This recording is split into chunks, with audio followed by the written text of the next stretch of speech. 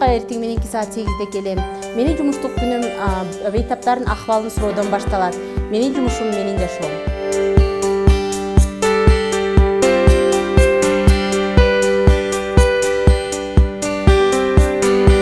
Мен дарыгерлердин үй бүлөсүндө чоңоюп өскөн.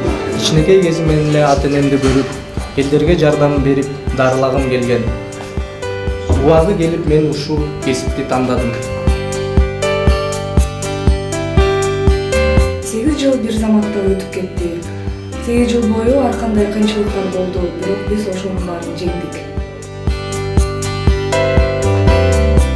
Мен дарыгер-терапевт. Нарын шаарына студент кезинде бир нече рет практикага келип, жаш дарыгерлердин жетишсиздигин байкагам. Ошол себептен кийин окуумду бүткөндөн кийин ишимди ушул больницадан улантайын деп чечкем.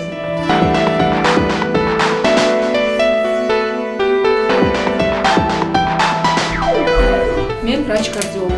Нарын жергесинде бийик доо болгондуктан жүрөк оорулары көп кездешет.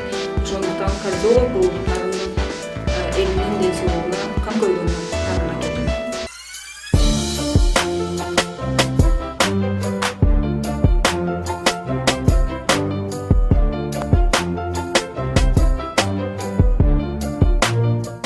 Мен дарыгер-невропатолог.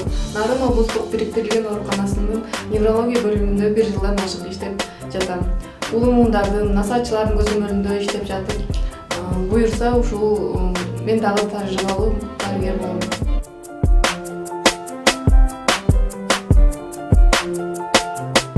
Биз жаш дарыгерлер нарыны медицинасынын өнүктүрүп, өз салымыбызды кошконго жаш дарыгерлер тобун түздүк. Биздин максат коомдун саламаттыгын сактоо.